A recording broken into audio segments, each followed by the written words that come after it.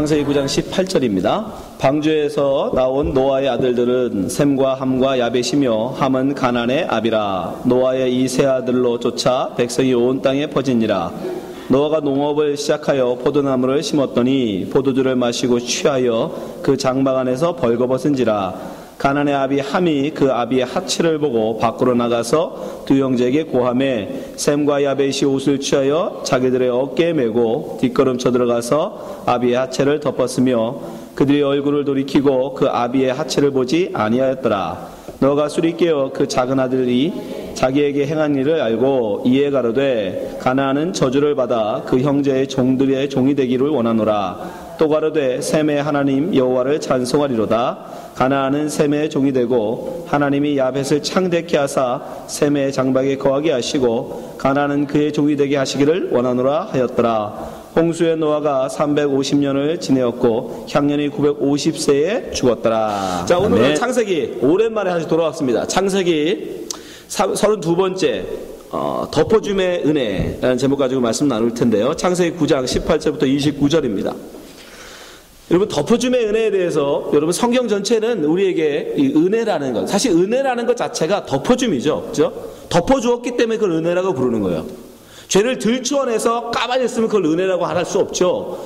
까발려도 되는데도 불구하고 덮었기 때문에 그걸 은혜라고 불러준단 말입니다.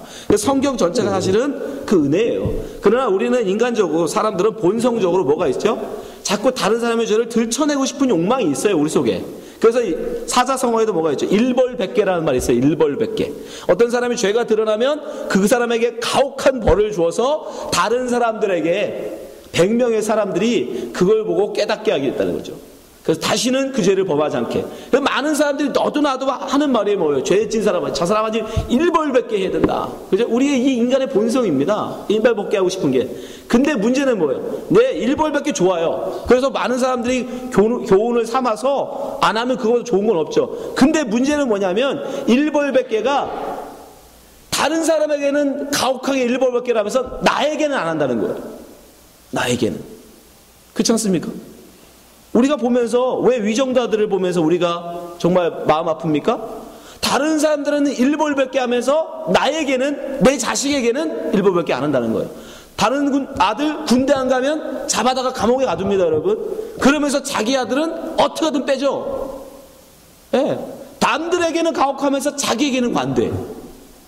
그게 한계라는 겁니다, 여러분. 일벌백계를 자기에게도 일벌백계 할 수 있으면 하면 좋죠. 그러나 인간은 그렇게 안 돼요. 남들에게는 그렇게 할 줄 몰라도 자기에게는 그렇게 못한단 말입니다, 인간은. 예. 자기 자식에게만큼은 그렇게 못해요. 그게 우리 인간의 한계인 거예요. 그래서 예수님이 뭐라고 하셨어요? 마태복음 7장 3절에 어찌하여 형제의 눈 속에 있는 티는 보고 내 눈 속에 있는 들보는 깨닫지 못하느냐. 보라, 내 눈 속에 들보가 있는데 어찌하여 형제에게 말하기를 나로 내 눈 속에 있는 티를 빼게 하라 하겠느냐. 외식하는 자여, 먼저 내 눈 속에서 들보를 빼어라. 그 후에야 밝히 보고 형제의 눈 속에서 티를 빼리라. 정확하게 말씀하시잖아요. 이게 인간의 한계입니다, 여러분. 다른 사람 죄는 들보로 보이는, 들보로.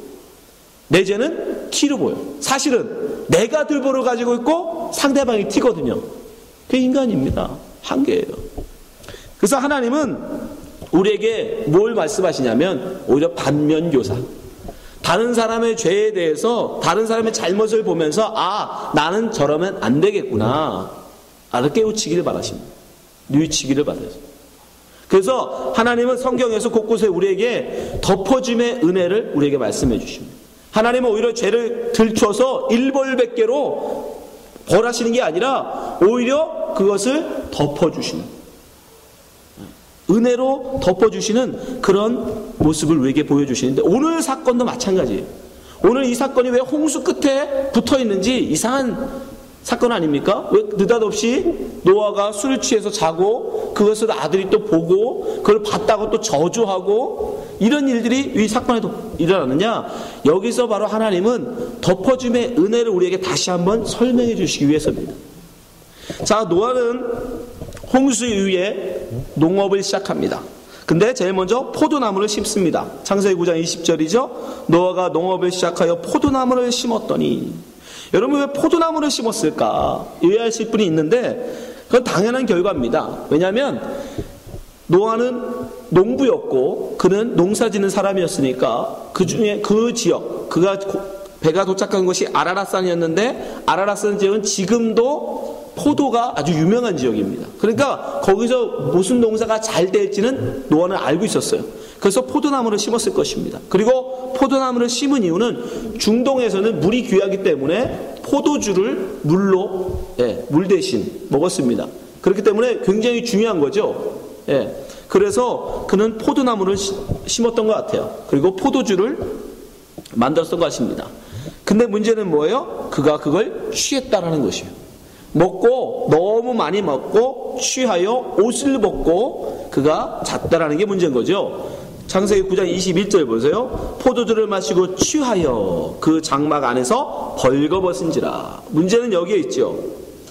성경에서 이걸 왜 기록했다고 제가 말씀드렸죠? 굳이 노아는 완전한 사람이 아니었음을 보여주기 위한 겁니다.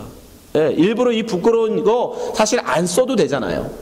그죠? 모세가 이거 몇 줄밖에 안 되는 이 사건 덮어줄 수 있잖아요. 그럼에도 불구하고 이것을 지금 모세가 창세기 기록하여 출애굽한 이스라엘 민족에게 이야기하는 저희가 뭐라고 하죠? 노아가 완전한 의인이다라고 했지만 그 완전한 의인은 뭐다? 행위로 말미암은 의가 아니라는 거예요. 행위가 완전한 사람이면 술 먹고 취하면 안 되죠. 저도 아직 안 하는 일을. 그죠? 웬만한 사람도 안 하는 짓을. 근데 노아는 하고 있잖아요. 그러니까 사람의 그 하나님이 인정한 의라는 것이 결코 행위적 의가 아니라는 겁니다. 근데 이 술 먹고 취할 때 이 포도주라고 써있는 성경에 보면 더 깊은 의미가 있는데, 이 포도주, 한국말에는 그냥 없지만, 한국어 성경에는 없지만 영어 성경으로 보면 더 와인이에요. 그 와인, 그러니까 그 포도주예요. 그 포도주. 어떤 포도주일까요? 바로 홍수전에 사람들이 먹고 취했던 포도주를 말해요. 그러니까 다시 노아는 삶은 어떻게 돌아갔다? 홍수전의 삶에 그대로 돌아간 거예요. 다른 말로 하면 홍수전의 삶이나 홍수 이후나 크게 사람은 변한 게 없다는 말입니다. 홍수전의 삶을 갖다가 예수님은 이렇게 표현하셨어요. 누가복음 17장 27절 보세요. 노아가 방주에 들어가던 날까지 사람들이 먹고 마시고 장가들고 시집가더니 홍수가 나서 저희를 다 멸하였으며. 홍수전에 그들의 삶을 요약한 말이에요. 뭐라고 합니까? 먹고 마시대요. 뭘? 포도주를. 그 포도주를 역시 누구도? 노아도 먹고 취했다라는 말이에요. 그러니까 홍수전에 홍수에 다 죽은 그들과 노아와 뭐하다? 다를 바가 없다라는 말입니다. 똑같은 사람이었단 말이에요. 그런데 왜 노아는 살아있어요? 은혜로. 그러나 노아는 은혜를 입었더라. 은혜로 산 거예요. 그가 뭐 대단히 잘나서 산 게 아니라 하나님이 살려주신 거예요. 그냥 그도 똑같이 먹고 취한. 여러분, 술을 먹고 취하여 하는 것은 멸망받는 사람들의 그 패괴한 짓의 상징입니다. 바로 28절에 누가복음 17장 28절에 보세요. 또 롯의 때와 같으리니 사람들이 먹고 마시고 사고 팔고 심고 집을 짓더니. 롯의 때가 뭐예요? 고무라성이에요. 고무라성. 불로 멸망을 받았던 성이잖아요. 그 패역한 성의 사람들의 모습도 예수님이 뭐라고 그래요? 먹고 마시고. 뭐를? 포도주를 먹고 마시고 또 술에 취해 있는 모습. 그러니까 그 술 취함이라는 건 단순한 술 취함이 아닌 거예요. 뭐예요? 멸망받는 사람들의 모습의 전형적인 모습이었던 거예요. 그것을 지금 누가 하고 있는 거예요? 노아가 하고 있는 거예요. 구원받았다라고 말하는 노아가, 의인이라고 말하는 노아가 똑같은 짓을 지금 하고 있는 겁니다. 성경은 우리에게 분명히 경고하죠. 술 취하지 말라고. 에베소 5장 18절 보세요. 술 취하지 말라. 이는 방탕한 것이니 오직 성령의 충만을 받으라. 왜요? 성경은요, 멸망받는 사람들, 노아의 홍수, 고모라 성에 멸망하는 노새 때, 이 모든 멸망의 때의 상징으로 술 취하는 자들이 등장해요. 그러니까 술 취함은 여러분 타락의 정형이었어요. 정형. 근데 지금 노아가 똑같은 짓을 하고 있었단 말입니다. 술이 취하여. 그가 술 취했다는 걸 어떻게 할 수 있어요? 옷 벗고 자고 있잖아요. 빨개 벗고 자고 있잖아요. 그것을 통해서 다시 지금 우리에게 성경이 설명해 주고 있는 거예요. 노아도 역시 다를 바가 없던 존재란 말입니다. 은혜로 그가 구원을 얻은 거예요. 근데 노아는 그래서 그러한 모습을 보여줬는데 문제는 이러한 노아의 모습, 그런 모습을 누가 봐줘? 둘째 아들 함이 본다는 것입니다. 22절 말씀 보세요. 9장 22절. 가나안의 아비 함이 그 아비의 하체를 보고 밖으로 나가서 두 형제에게 고하매. 이 성경으로만, 한국어 성경으로만 보면 정확하게 이 뜻을 모르겠지만 여러분 여기서 본다, 보고 나갔다 해서 본다라는 것은 그냥 본다가 아니에요. 여기서 이 본다, 라라는 말은 뚫어지라 조롱하며 쳐다보는 걸 말하는 거예요. 즐기며. 무슨 말씀이 알죠? 희끗 쳐다본 게 아니었다는 거예요. 아버지의 하체를. 그리고 밖에 나가서 두 형제, 함하고 셈하고 야벳에게 말했겠죠. 그 형제들에게 고하메의 고하다단 말도 와야게드라는 이 헬라어도 무슨냐면 배반하다, 재미로 해설하다, 누설하다라는 뜻을 갖고 있어요. 그러니까 아버지의 그런 허물을 뚫어지라 즐기며 쳐다보고 와가지고 형제들에게 뭐 한 거예요? 흉을 본 거예요. 아버지 흉을. 단순하게 말한 게 아니고 흉을 본 거예요. 그러니까 지금 이 함이 왜 그런 짓을 할까요? 아버지의 허물, 아버지의 죄를 보면서 당신도 별 수 없구나. 의인이 하나님 앞에 의인이라고 인정받는 당신도 별 수 없구나 라고 보는 겁니다. 그래서 속으로 당신이나 나나 똑같은 사람이다 라고 생각했겠죠. 그러면서 그 사람의 죄를, 노아 아버지의 그 죄를 어떻게 한 거예요? 사람들에게 폭로하는 거예요. 다른 사람의 부족함을 덮어주고 감추는 것이 하나님의 은혜임에도 불구하고, 그렇죠? 하나님께서는 창세기에 보면 아담과 하와가 벌거벗어 죄를 지어 벌거벗었을 때에도 어떻게 하셨어요? 그들을 양을 잡아서 덮어주셨어요. 노아도 하나님 보시기에 아무런 선한 것이 없음에도 불구하고 의로 여겨주시고 그를 덮어주셨죠. 그래서 창세기 6장 8절에 그러나 노아는 여호와께 은혜를 입었더라. 입어주는, 다른 말로 입는 건 노아 입장이고 하나님 입장에서는 덮어주는 거죠. 그죠? 하나님 입장에서는 덮어주신 거예요. 아담과 하와도 덮어주셨고 노아도 덮어주셨다고요. 그럼에도 불구하고 지금 이 함은 어떻게 하고 있는 거예요? 덮어주는 게 아니라 그거를 까발리고 있는 거예요. 폭로하고 있는 거예요. 다른 사람들에게 그걸 알리고 있는 거예요. 그로 말미암아 어떻게 된 거예요? 그래서 노아가 그를 저주한 겁니다. 하나님의 원리는 덮어줌에도 불구하고 그는 그 덮어줌, 사실은 방주도 마찬가지죠. 저주에 그들은 다 빠져 죽어야 되는데도 불구하고 하나님의 은혜로 덮었기 때문에, 방주라는 은혜로 덮었기 때문에 그들이 살았음에도 불구하고 그 은혜로 말미암아 살아난 그가 아버지의 잘못을 덮지 못하고 열고 있잖아요. 폭로하고 있잖아요. 그로 말미암아 결국 그는 저주를 받게 되는 것입니다. 자, 24절 25절 보세요. 노아가 술이 깨어 그 작은 아들이 자기에게 행한 일을 알고 이에 가로되 가나안은 저주를 받아 그 형제 종들의 종이 되기를 원하노라. 그러니까 성경은 우리에게 뭘 말씀하시는 겁니까? 하나님의 원리를 따르지 아니하고 세상의 원리, 세상의 원리는 드러내는 거라니까, 일벌백계라니까요. 그러나 하나님의 원리는 덮는 겁니다. 하나님의. 근데 그 원리를 다르지 않았던 지금 함을 하나님이 지금 저주하시는 거예요. 근데 재밌는 건 왜 함을 저주 안 하고 가나안을 저주하냐는 거예요. 그죠? 보세요. 25절. 이에 가로되 가나안은 저주를 받아. 술이 들깬 건가요? 네? 아닙니다. 여기서 우리는 분명히 알 수 있는 건 대표성의 원리라는 거예요. 18절에 보면 방주에서 나온 노아의 아들들은 셈과 함과 야벳이며 함은 가나안의 아비라. 한 줄이 더 붙어 있죠? 함은 가나안의 아비래요. 함은 가나안의 아비. 그러니까 가나안이는 뭐냐 얘기하면 함 집안 전체를 대표하는 사람이에요. 함이 대표가 아니니까 가나안이 대표인 거예요. 가나안이. 그러니까 가나안이 가장 그 함에 난 아들 중에 유력한 자였던 거예요. 여러분 생각해 보세요. 자, 어떤 대통령이 있어요. 뭐 우리 지금 대통령께서는 두 분 다 아버지도 대통령, 딸도 대통령이니까 뭐 얘기하기가 좀 그렇지만 다른 사람 예를 들자고요. 어떤 대통령이 있으면 아버지가 대통령이면 딸을 뭐라고 불러요? 대통령의 딸이라고 불러요. 그죠? 그쵸? 반대로 딸이 대통령이면 아버지를 뭐라고 불러요? 그때는 그 대통령, 이 딸이 대통령이면 아버지의 딸이라고 안 합니다. 그죠? 예? 대통령의 아버지라고 얘기해요. 그러니까 우리는 무언 얘기할 때 한 집안의 누구를 가장 유력한 자를 얘기하고 거기에 아버지면 아버지, 딸이면 딸이라고 얘기해요. 이해되시죠? 그러니까 함 집안 전체 대표가 아니에요. 누가? 가나안이 대표예요. 가나안이. 그래서 함의 아들 가나안이 아니라 가나안의 아비 함인 거예요. 그래서 지금 노아가 누구를? 가나안을 대표해서 그 함 집안 전체를 대표해서 가나안을 저주해 주는 거예요. 저주하는 거예요.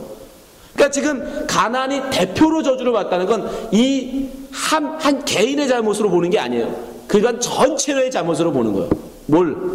모든 죄를 이렇게 덮지 아니하고, 하나님의 은혜는 덮어줌인데 덮어주지 아니하고 모든 것을 드러내려고 하는 자들, 그 무리 전체를 대표하는 거예요. 그래서 그 모든 무리의 대표로 가나안이 저주를 받는 겁니다. 그런 사람들이 신약에 나오잖아요. 누구예요? 바리새인들. 율법으로 사람을 정죄했죠. 저는 의로운 사람, 저는 불의한 사람. 그런 모든 무리를 통틀어서 지금 가나안으로 보면, 그래서 가나안을 지금 저주하고 있는 겁니다. 이 저주는 여호수아 때 가서 성취가 돼요. 여호수아 16장 10절. 그들이 게셀에 거하는 가나안 사람을 쫓아내지 아니하였으므로 가나안 사람이 오늘날까지 에브라임 가운데 거하며 사역하는 종이 되니라. 예? 성경이 분명히 이걸 보여줘요. 예. 반대로 셈과 야벳은 어떻게 했습니까? 그들은 하나님의 덮어주심의 은혜를 알았던 것 같아요. 그래서 아버지의 잘못을 보고 아버지의 허물을 보고 뒤돌아가서 보지 않겠다는 거죠. 아버지의 허물을 가서 덮어줍니다. 23절 보세요. 셈과 야벳이 옷을 취하여 자기들의 어깨에 메고 뒷걸음 쳐 들어가서 아비의 하체를 덮었으며 그들이 얼굴을 돌이키고 그 아비의 하체를 보지 아니하였더라. 그들은 드러내는 것이 아니라 오히려 들었음에도 불구하고 그것을 확인하지도 않아요. 그리고 뒷걸음 쳐 들어가서 그걸 덮어줘요. 그것이 바로 여러분 하나님이 우리에게 원하시는 하나님의 원리예요. 성경은 곳곳에서 이것을 우리에게 말씀해 주십니다. 덮어주심의 은혜. 가장 그것을 우리 그림으로 잘 보여준 게 성막에 있는 시온좌예요. 시온좌. 성막의 시온좌가 뭡니까? 여러분 법궤가 있었죠. 법궤 안에는 뭐가 들어있었어요? 십계명 돌판. 옛날 하도 오래돼가지고 이제는 생각이 안 나죠? 출애굽기 할 때 해서. 성막은 지성소가 있고 성전이 있으면 가운데 커튼을 치고 그 안에 지성소가 있어요. 거기 1년에 딱 한 번 제사장이 들어갈 수 있잖아요. 근데 거기에는 법궤가 놓여 있습니다. 법궤 네모난 직사각형의 상자가. 근데 그 위에 뚜껑이 있어요. 뚜껑이. 예. 그 뚜껑을 열면 그 상자 안에 뭐가 들어가 있냐면 모세의 돌판, 2개의 돌판. 그죠? 십계명이 적혀 있는 돌판이에요. 그리고 그 안에 뭐가 있냐면 아론의 쌍난 지팡이. 그 다음에 만나 항아리가 들어있어요. 근데 이 3개는 다 뭐의 상징이냐면 인간의 부족한 인간의 상징입니다. 왜냐하면 십계명이 떨어짐으로 말미암아 3,000명이 죽어요. 아론의 쌍난 지팡으로 말미암아 아론을 따르려고 하지 않았던 모든 사람들이 죽음을 당합니다. 그죠? 만나도 마찬가지죠. 만나도 하나님이 취하러 가지 말라는데도 불구하고 주일날 취하러 감으로 말미암아 그들이 하나님 앞에 벌을 받죠. 그래서 그 3개는 인간의 부족함의 상징이에요. 율법이잖아요. 보여지는 법. 근데 그것을 어떻게 해요? 인간의 허물을 하나님이 뚜껑으로 덮어요. 시온좌라는 뚜껑으로 덮어버립니다. 그리고 그 위에다 뭘 뿌려요? 피를 뿌려요. 1년에 딱 한 번 제사장이 들어가서 그 위에다가 염소의 피를 뿌린다고요. 피를 뿌려요. 피로 덮어버리는 거예요. 그리고 하나님 어떻게 해요? 그것을 시온좌, 은혜가 베풀어지는 자리. 거기에 은혜가 베풀어지는 거예요. 본속은 법궤고 아론의 쌍난 지팡이고 인간의 실패, 인간의 연약함이 그 속에 들어있는데 하나님이 그거를 은혜로 덮어버리는 거예요. 예수 그리스도의 보혈의 피로 덮어버리는 거예요. 그걸 상징하는 거예요. 여러분, 십자가도 마찬가지 아닙니까? 예수님 골고다 십자가도 마찬가지잖아요. 예수님께서 우리 인간의 허물을 위하여 어떻게 해요? 당신의 피를 뿌려서 우리의 죄를 덮잖아요. 당신의 옷을 벗어서 발가벗은 우리, 부끄러운 우리를 어떻게 해요? 입히시는 거. 이거 다 덮어줌의 은혜예요. 아까도 말씀드린 방주도 마찬가지 아닙니까? 방주. 이 덮는다라는 건 또 어떤 의미가 있냐면, 예? 롯데에 보면 보아스에 가서 어떻게 해요?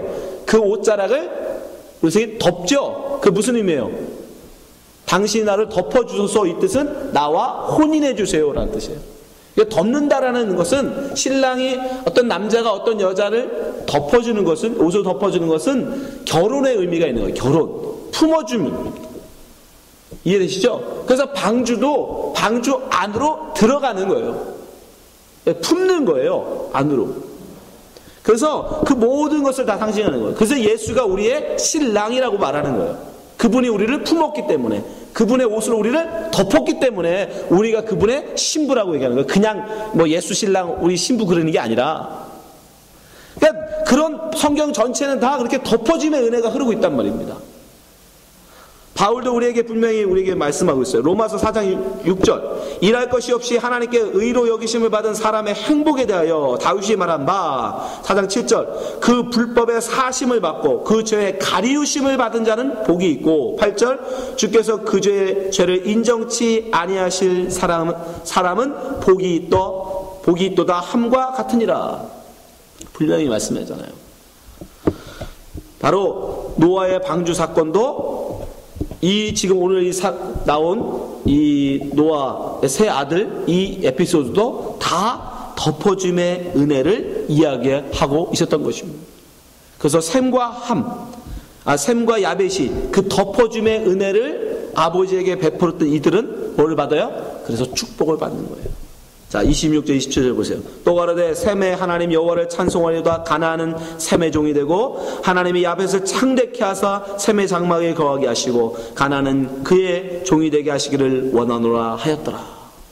그래서 그들은 복을 받게 되는 거예요. 왜? 하나님의 원리를 따르는 자는 뭐가 있다? 복이 있다라는 걸 알게 하시기. 바로 성경은 우리에게, 아니 이 사건은 우리에게 바로 이것을 설명해 주시기 위해서 있었던 것입니다. 우리에게 덮어줌의 은혜가 무엇인지, 우리가 어떻게 구원을 얻게 되는 것인지, 그것은 바로 하나님의 덮어주심의 은혜로 말미암아 우리는 이렇게 되었음을 알라고 이 사건을 기록해 놓은 거예요. 근데 여러분, 한 가지 궁금한 게 있지 않습니까? 왜 덮어줌의 은혜로 할까?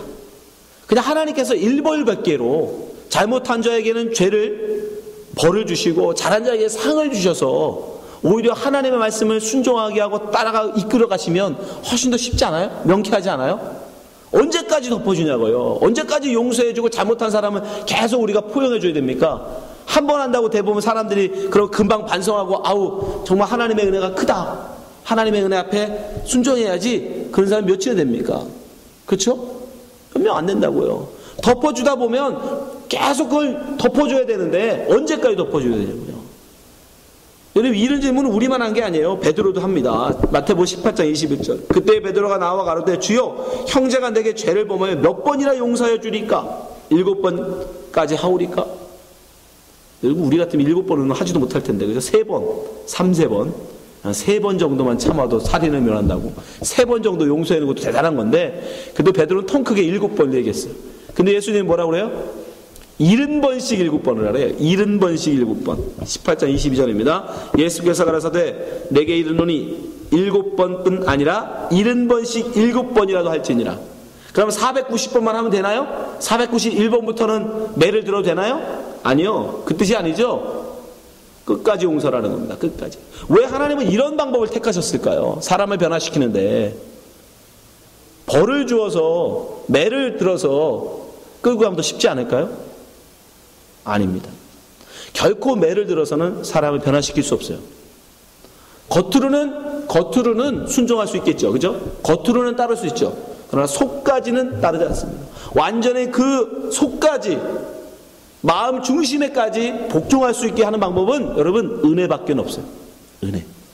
덮어준 밖에 없어요. 그 좋은 예가 삼국지에 나옵니다. 삼국지. 여러분 삼국지 다 읽어보셨어요? 전 안 읽어봤어요.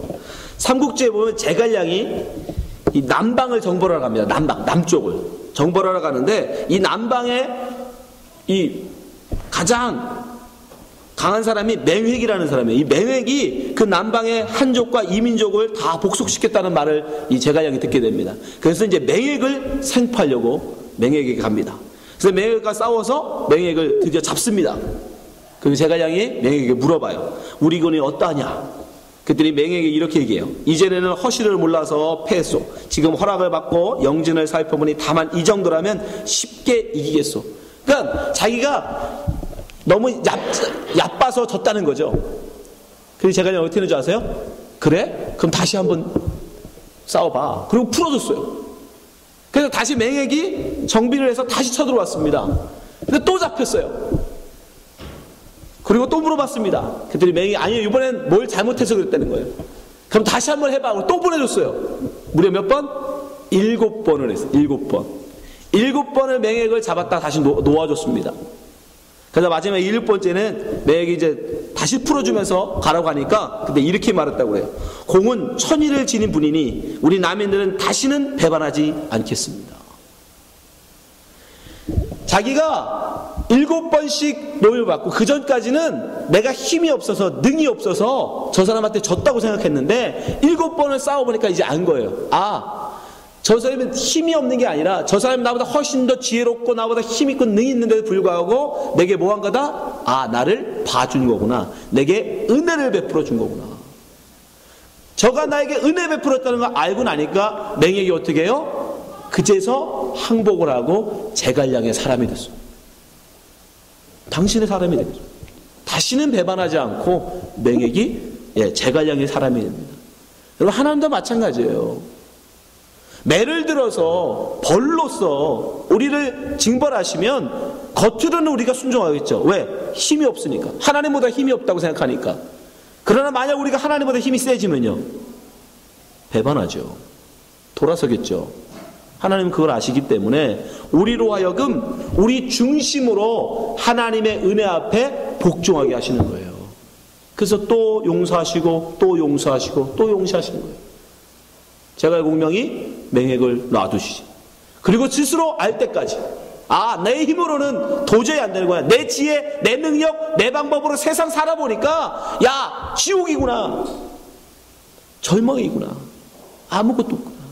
하나님의 은혜가 아니면 난 살 수 없는 존재구나. 중심으로 내가 하나님 앞에 항복할 때까지 하나님은 우리를 덮어주시는 거예요. 그래서 아까 베드로가 질문한 그 질문에 예수님께서 1만 달란트 빚진 자를 얘기해 주시면서 맨 마지막에 이런 말씀을 더 하셨어요. 마태복음 18장 35절. 너희가 각각 중심으로 형제를 용서하지 아니하면 내 천부께서도 너에게 이와 같이 하시라. 중심으로, 마음으로 깊이, 겉으로가 아니라 그 속 깊은 데서부터 용서를 알 때 우리는 다른 사람도 용서할 수 있는 겁니다. 여러분이 먼저 하나님 앞에 항복하셔야 돼요. 여러분이 먼저 하나님이 여러분을 덮고 계시는 그 은혜를 깨달으셔야 돼요. 왜 함이 아버지를 그렇게 덮지 못했어요? 하나님의 덮어줌의 은혜를 몰랐기 때문이에요. 자기가 은혜로 살았음을 몰랐기 때문에. 근데 어떻게 셈과 야벳은 아버지의 허물을 덮습니까? 그 은혜를 알았기 때문이에요.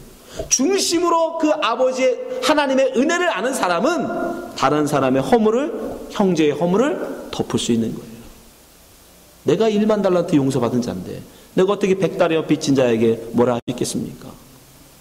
하나님은 그걸 우리에게 원하신다고요. 그렇게 우리가 하나님의 은혜를 먼저 알고 다른 사람들을 덮어줄 때 이것이 뭐가 돼요? 여기가 천국 되는 거예요, 여러분. 다른 데가 천국이 아니에요. 여기가 천국 되는 거라니까요. 그래서 나중에 어디까지? 원수조차도 용서하고 사랑할 수 있을 때까지. 안 되죠. 그게 쉽습니까? 어떻게 원수를 눈을 뽑아내도 설찬을 파네. 용서합니까? 그러나 하나님의 은혜를 알면, 나보다 이거 내가 원수를 용서하는 것보다 더 큰 용서로 나를 사랑하신 그 하나님의 사랑을 알면, 중심으로 내가 알게 되면 내 원수에게조차도 기꺼이 용서를 베풀 수 있는 자가 되는 것입니다. 여러분, 마음속으로 아직 용서가 되지 않으시면서 겉으로 그건 어렵습니다. 힘들어요. 오래가지 못해요. 그러니까 먼저 여러분, 하나님의 은혜를 아세요. 하나님의 은혜를 깨달으세요. 하나님이 여러분을 어떤 자리에서 불러주셨는지, 하나님이 여러분을 어떻게 구원하셨는지, 하나님이 덮으신 은혜가 얼마나 큰 것인지 여러분의 베풀어주신 그 자리, 예수 그리스도가 당신의 옷을 벗어 발가벗은 우리를 덮으신 그 사랑이 얼마나 큰 건지 그걸 먼저 깨달아 하시면, 중심으로 여러분이 그걸 깨달으시면 여러분 형제를, 여러분 이웃을 우리는 용서할 수 있게 됩니다. 이 자리에 계신 모든 분들이 하나님의 그 크신 사랑을 알아서 우리 형제를 사랑하는 성도 되시기를 주님의 이름으로 축원합니다. 기도하겠습니다. 하나님 아버지, 감사합니다. 우리가 무엇하고 하나님 우리를 부르셔서 하나님의 크신 은혜를 베풀어 주십니까? 그 크신 은혜와 그 크신 사랑, 하나님 우리가 어찌 대하여야 알 수 있겠습니까? 하늘을 두루는 말이 삼고 바다를 먹물 삼아도 하나님의 그 크신 사랑 다 기록할 수 없는 줄 압니다. 하나님의 그 크신 사랑 앞에 늘 자복하게 하시고, 그 사랑으로 또한 우리 이웃을 사랑하는 당신의 백성 되게 하여 주옵소서. 우리 힘으로 안 됩니다. 우리 능으로 안 됩니다. 성령께서 함께 하실 때 능히 가능한 줄 믿사오니 붙잡아 주시옵소서. 예수님 이름으로 기도합나이다. 아멘.